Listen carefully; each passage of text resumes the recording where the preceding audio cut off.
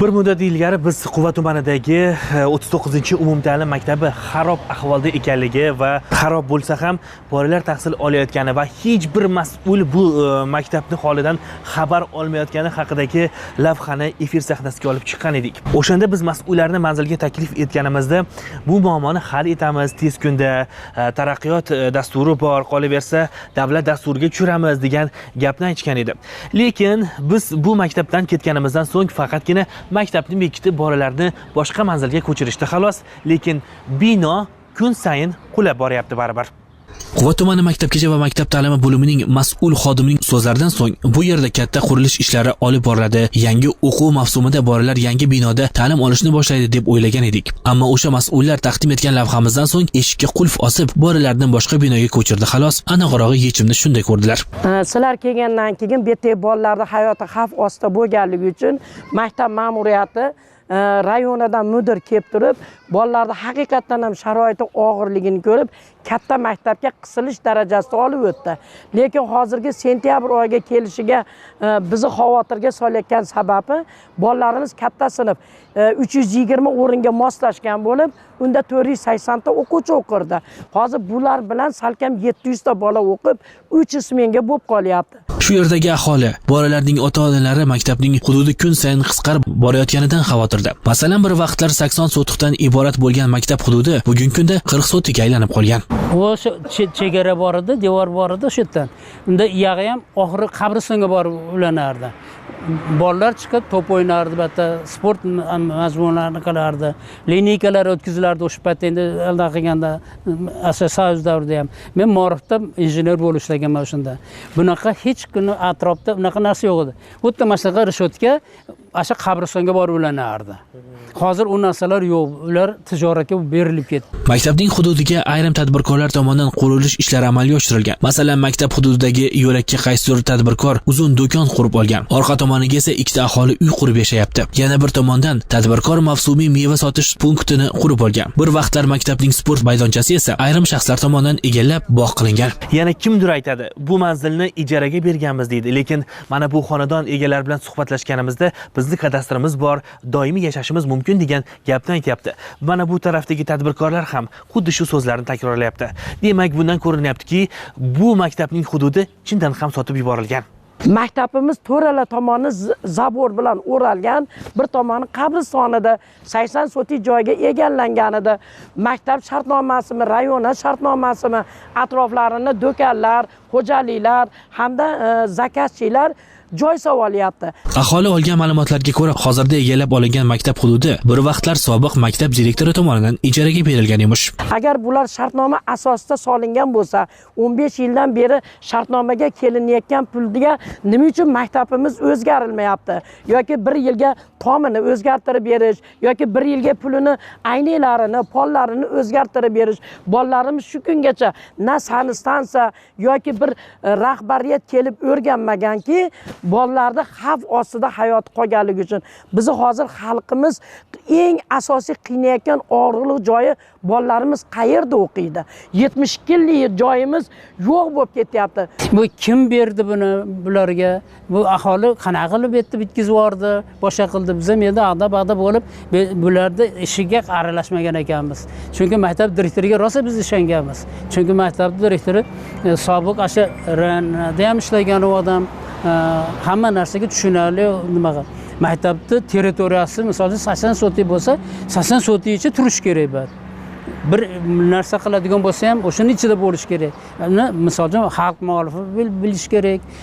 O'sha xalq muxolifini ashu masalasiz bor, injeneri bor. O'shalar bilish kerak albatta. Ular ham masalan biz aytsak, bilmadik biz dedi.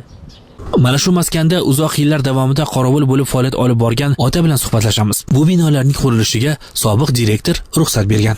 Hozir bular bari maktabning ixtiyorida hozir to'lka shartnoma bo'yicha qorovulga nima qilib beradigan bo'lgan, hozir shartnoma bo'yicha qorovulda ixtiyorda turibdi hozir. Men chiqib ketganimga 3 yil bo'ldi. 3 yilda ag'ada inchqadaydaqa yo'q edi, lekin bu binolar bor edi. Bor edi-ku, qanday qurilganini men ko'p ham xabarim yo'q undan. Lekin maktabimiz haqiqatan ham avariya holatda.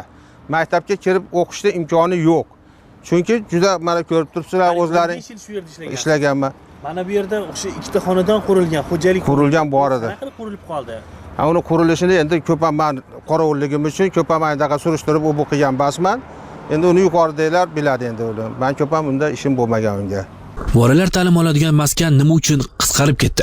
Nima uchun sport maydoni aholiga berilib, boqqa aylantirildi? Nega bu maktabning taqdiri tuman maktabgacha va maktab ta'limi bo'limi mudirini qiziqtirmadi? 40 sotix yer maydoni yo'q bo'lib ketishiga mudir jim qarab turaverdi. Ustaxona bor edi. Mashina tuzatadigan ustaxona bor edi. U kichkinagina joy edi. Shuni bilamiz. Undan keyin u sotishdi dedi, qo'yishdi dedi. O'sha ustaxonadan boshqa narsa yo'q edi. Qolgan qurilishlarda qanaqa qilib qurilgan, kim qilgan, buni bizni mahallada nihoyatda sepik bir bunaqa surishtirish bo'lmaydi. Endi hozirga kelib majbur bo'ldik. Ularni haliga tegishli organlar surishtirib oladi. Shu ustaxona bor edi xolos. Bag'da ham hech qanaqa nima yo'q. Maktab direktorining so'zlariga qaraganda, u faoliyat boshlaganiga hali 1 yil bo'lmagan. Uning qo'lidagi kadastr hujjatda 39-maktab filialining umumiy maydoni 40 sotixdan iborat deyilgan xolos. Mana hozir qo'limda kadastr hujjati turibdi. Kadastr hujjatida ko'rsatilgan yer maydonlari maktabning ixtiyorida turibdi. Endi undan tashqari uy qurilgan uylar yoki boshqa egallagan tadbirkorlarda undan meni xabarim ham yo'q. Bundan tashqari ular nima kadastr hujjatlarini ko'rsatganda qonuniy kadastr hujjatlari qilishib olgan ekan. Lekin hozir maktabda kadastr hujjatida ko'rsatilgan joylar maktabning ixtiyorida turibdi. 40 sotik. 40 sotik yer turibdi. Mana hozir qo'limda kadastr hujjati davlat tomonidan qilingan. Qaysi manzillar ijaraga berilgan? Ijara asosi. Bizni ijaraga asosi mendan oldingi direktorimiz mana hozir ko'rib turgan tadbirkorga ijaraga berilgan ekan. Mavsumiy o'sha nima yoz paytlarida meva qabul qilish uchun ijaraga berilgan ekan. Men kelganimizdan keyin biz ham ichki shartnoma asosida faqat 20 kun. Men kelganimdan keyin bu yil o'tgan yil ishlamadi, kelganimda ishlagan yo'q edi. 20 kun ishlab 2 million maktab hisob raqamiga pul tushirib berdi remont uchun. Hozir mana kvitantsiyalari bor. Maktabimizni hisob raqamida o'sha 2 million pul turibdi. Undan boshqa endi uni e'tiroz bildirishdi. Mana hozir bekitib qo'ydik. Tadbirkorimiz ishlagani yo'q. Uni tilxati bor ekan. Bu binoni shunday tashab chiqib ketaveraman dedi. Bolalar uchun o'zi qurgan ekan tadbirkor, beraveraman dedi. Muammo yuzasidan biz manzilga Quva tumani maktabgacha va maktab ta'limi bo'limi mudirini taklif qildik. Ammo mudirning muhim yig'ilishi bo'lganligi sabab bu yerga kela olmasligini aytdi. 2 soatdan ko'proq kutgan bo'lsak-da, mudirning yig'ilishi tugamadi. Biz yana mas'ullarga qo'ng'iroq qildik. Oradan 3 soat o'tib, mudirning o'rinbosari xotirjam yetib keldi. Ammo o'rinbosar bu hujjat ishlari uning vazifasiga kirmasligi, muammoni ochiqlashda u vakolatli shaxs emasligini aytib o'tdi. Hozir shu zaborlar o'rniga anaqa choralar tushdi. Nima uchun mas'ullar bu maktabning 40 sotix yeri sotib yuborilishi borasida ma'lumotni ochiqlamayapti? Nega manzilning ayrim hududlari tadbirkorlarga qonuniy hujjat asosida berilgani bu borada ma'lumotni na maktab direktori, na mudir so'zlashni istamayapti? Nega ular kameramizga ko'rinishdan qochyapti? Savollarimiz ko'p, lekin nega ular javob berishni istamayapti? Balki lavhamiz efir yuzini ko'rgandan so'ng yuqori turguvchi rahbarlar savollarimizga javob izlarlar. Ahror Ziyodov, Safar Ismoilov, Obyektiv informatsion tahliliy dastur uchun.